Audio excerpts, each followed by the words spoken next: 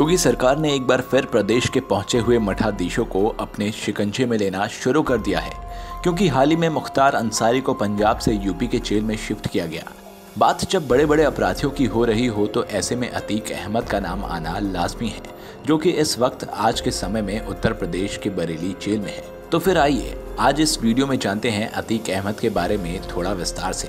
प्रयागराज तब इलाहाबाद हुआ करता था जब इलाहाबाद में उन दिनों नए लड़कों में अमीर बनने का चस्का लगना शुरू हो गया था। वो अमीर बनने के लिए कुछ भी करने को उतारू थे, जैसे हत्या और अपहरण भी। उस वक्त इलाहाबाद में एक मोहल्ला हुआ करता था, चकिया। साल था 1969। इस मोहल्ले का एक लड़का हाई स्कूल में फेल हो गया। उसके पिता इलाहाबाद स्टेशन पर तांगा चलाते थे, लेकिन अमीर बनने का चस्का तो उसे भी था। 17 साल की उम्र में हत्या का आरोप लगा और उसके बाद उसका धंधा चल निकला। खूब रंगदारी वसूली की जाने लगी। नाम था अतीक अहमद, फिरोज तांगे वाले का लड़का। मगर उस समय पुराने शहर में चांद बाबा का खौफ हुआ करता था। जानकार बताते हैं कि पुलिस भी चौक और रानी मंडी की तरफ जाने से डरती थी।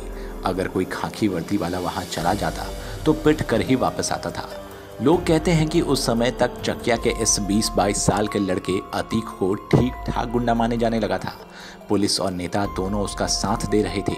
वो चांद बाबा के खौफ को खत्म करना चाह रहे थे और इसी कवायद का नतीजा था अतीक का उभार, जो आगे चलकर चांद बाबा से ज्यादा पुलिस के लिए खतरनाक होने वाला था। जवानी की दहलीज पर कदम रखते ही अतीक अहमद के खिलाफ पहला मामला 17 साल की उम्र में दर्ज हुआ और वो मुकदमा था हत्या का। बात 1969 की है, जब 17 साल की उम्र में अतीक अहमद पर कत्ल का इंजाम लगा था। उसके बाद अतीक ने पीछे मुड़कर नहीं देखा। साल दर साल उसके जुर्म का घड़ा भरते जा रहा था।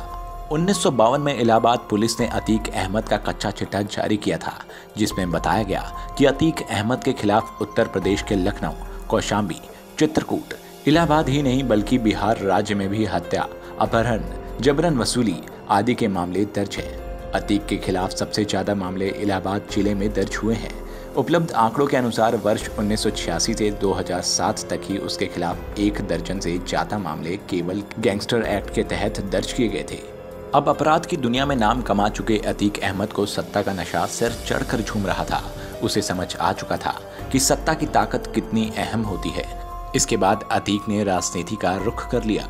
वर्ष 1979 में पहली बार इलाहाबाद विधानसभा से विधायक बने अतीक अहमद ने 1991 और 1993 का चुनाव निर्दलीय प्रत्याशी के रूप में लड़ा और विधायक भी बने। 1996 में इसी सीट पर अतीक को समाजवादी पार्टी ने टिकट दिया और वह फिर से विधायक चुने गए। अतीक अहमद ने 1999 में अपना दल का दामन थाम लिया।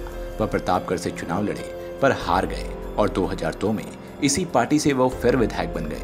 2003 में जब यूपी की सपा सरकार बनी तो अतीक ने फिर से मुलायम सिंह का हाथ पकड़ लिया। 2004 के लोकसभा चुनाव में समाजवादी पार्टी ने अतीक को फूलपुर संसदीय क्षेत्र से टिकट दिया और वो सांसद बन गए।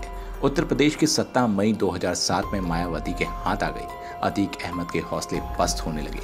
उसके खिलाफ एक के बाद एक मुकदमे दर्ज होने लगे थे। इसी दौरान अतीक अहमद भूमिगत हो गए। अतीक अहमद का बुरा दौर तब से शुरू हुआ जब राजू पाल की हत्या की गई। 25 जनवरी 2005 को राजू पाल के काफिले पर एक बार फिर हमला किया गया। राजू पाल को कई गोलियां लगी। फायरिंग करने वाले फरार हो गए। पीछे की गाड़ी में बैठे समर्थकों ने राजू पाल को एक टेम्पो में लाद कर अस्पताल की ओर ले भागे। फायरिंग करने वालों को लगा कि राजू पाल अब भी जिंदा है। एक बार फिर से टेम्पो को घेर कर फायरिंग शुरू कर दी गई। करीब 5 किलोमीटर तक टेम्पो का पीछा किया गया और गोलियां मारी गईं। अंत में जब राजूपाल जीवित ज्योति अस्पताल पहुंचे, उन्हें 19 गोलियां लगी थी। डॉक्टर ने उनको मरा हुआ घोषित कर दिया। आरोप लगा अतीक पर। राजू की पत्नी पूजा पाल ने अतीक, भाई अशरफ, फरहान और आबिद समेत कई लोगों पर नामजद मुकदमा दर्ज करवाया। फिलहाल अतीक पर 250 मुकदमे दर्ज हो चुके हैं, जिनमें से 35 मुकदमे एक्टिव हैं। अतीक की जिंदगी भी कभी इस जेल तो कभी उस जेल में कटते रहने की संभावना है।